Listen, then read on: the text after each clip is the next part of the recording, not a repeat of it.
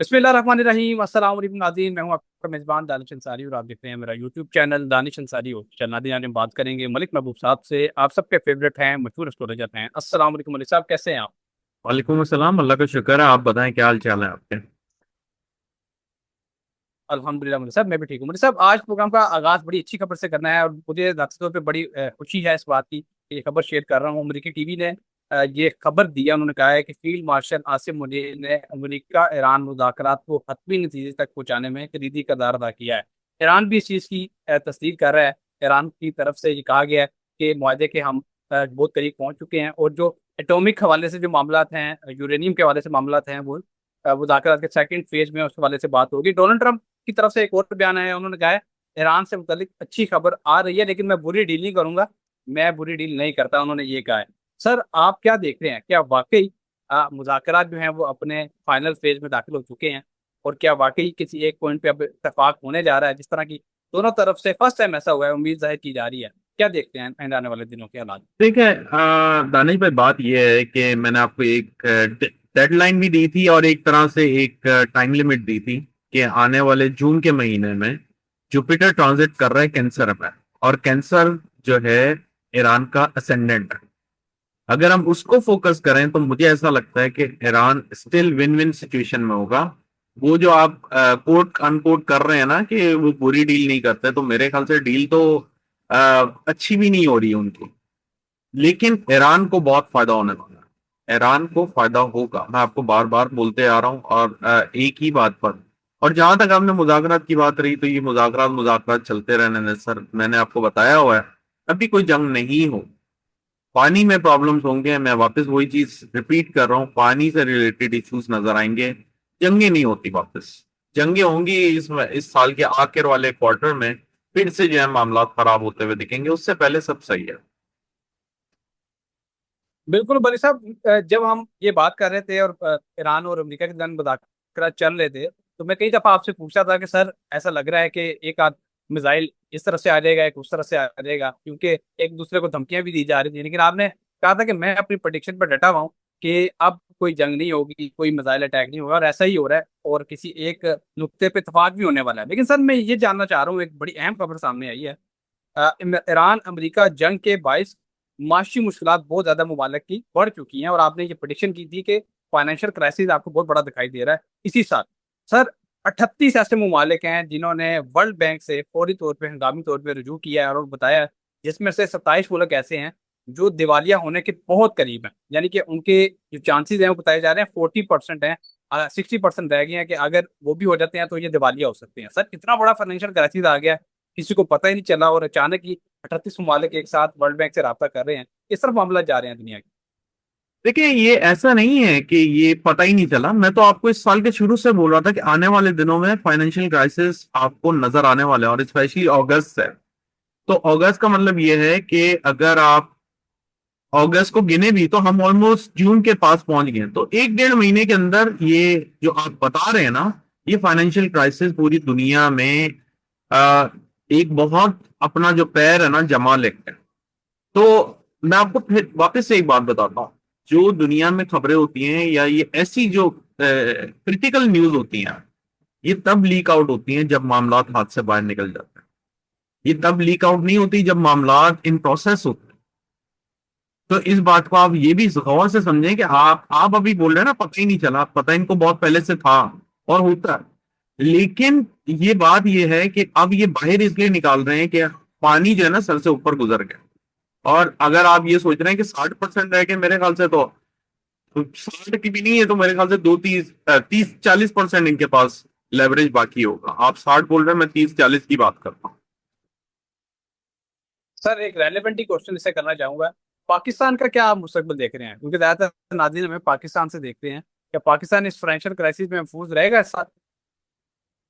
ये तो आपने वो बात कर ली है कि कबूतर ने बिल्ली को देख के आंखें बंद कर दी।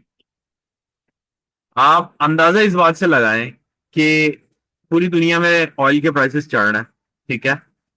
जितने भी चढ़े हैं, उसका सबसे ज्यादा इम्पैक्ट किस मुल्क पर आया है? आपको इसका पाकिस्तान। जवाब सबसे इसका ज्यादा जवाब पाकिस्तान। तो फिर अब आप अंदाजा लगा लें कि फाइनेंशियल क्राइसिस कभी किसके ऊपर आने वाला है। अब मैं बोलना ही नहीं चाहता हूं, अल्लाह करे ऐसा ना हो। लेकिन नजर जो आ रहा है वही बता रहा हूं मैं आपको। पूरी दुनिया एक क्राइसिस में आने वाली है और बहुत मेजर क्राइसिस में रही है।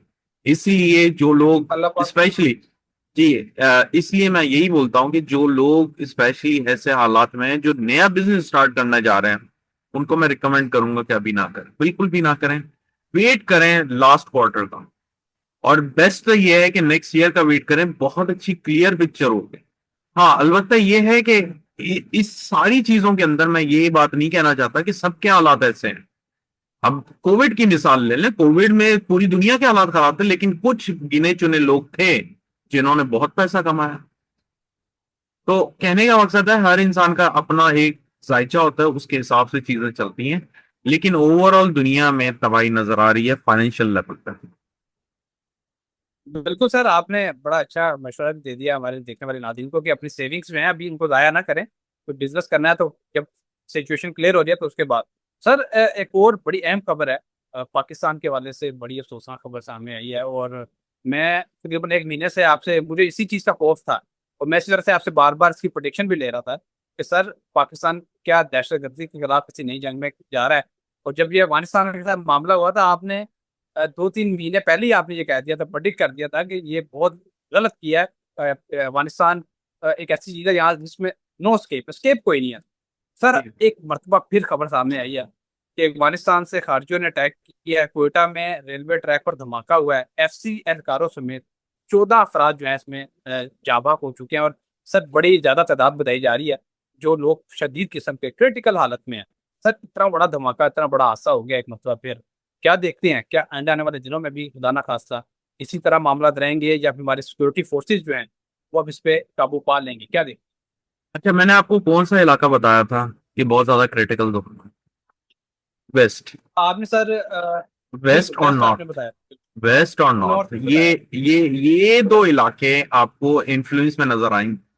अब अगर आप दुनिया के मैप में देखें, पाकिस्तान के वेस्ट में देखें, चले दुनिया के मैप को छोड़ें, पाकिस्तान के वेस्ट में देखें, ईरान है, उसके साथ प्रॉब्लम चल रही है। पाकिस्तान की हाँ दूसरी जी, साइड पे कोयटा भी देखो, वेस्ट में आता है। कोयटा भी वेस्ट कोयटा में आता है। वेस्ट। कोयटा भी वेस्ट में आता है। तो हाँ वेस्ट जी। के जो इलाके हैं वो अभी इश्यूज में रहेंगे, वो इतनी जल्दी सॉल्व नहीं होने वाले। मैंने आपको पहले भी बताया और मैं वापस बता रहा हूँ, ये प्रॉब्लम अभी, अल्लाह ना करे, अल्लाह ना करे, अल्लाह करे खैर खैरियत से ईद गुजरे, लेकिन ईद के बाद ये चीजें बढ़ना शुरू हो जाएंगी और भी ज्यादा।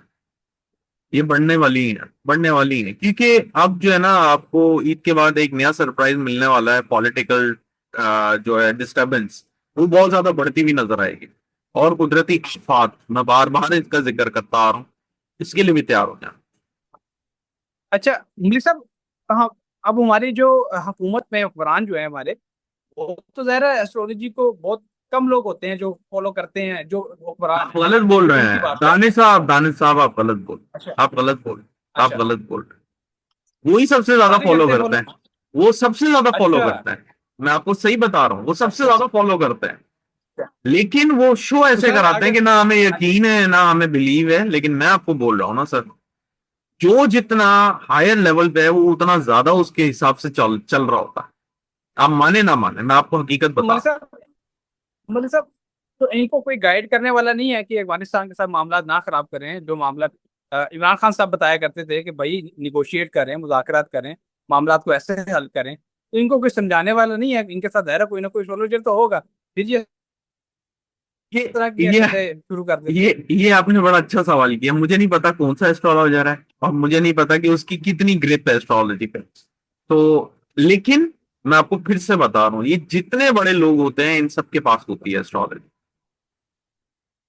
अच्छा चले, एस्ट्रोलॉजी नहीं होती लेकिन कोई ना कोई इनके पास, जैसे वो बोलते हैं इल्म, इल्म जैसे नॉलेज, ये जो ऐसे लोग जो प्रिडिक्ट करते हैं या बताते हैं, उनके पास ऐसे लोगों की जो है ना फरामी होती है। मलिक साहब बहुत शुक्रिया, आपने वक्त निकाला। नाज़रीन प्रोग्राम का इख्तिताम इस उम्मीद और दुआ के साथ करेंगे पाकिस्तान के लिए, दुनिया के लिए आने आने वाला वक्त जो है अच्छा हो। और ख़ास तौर पे जो PTI के लिए जो मुश्किलात पैदा हुई हैं, इंशाअल्लाह उम्मीद है बेहतर हो जाएंगे हालात और मुल्क के हालात भी बेहतर होंगे। अगली वीडियो तक के लिए मुझे और मलिक महबूब साहब को इजाज़त दीजिए। अल्लाह हाफ़िज़।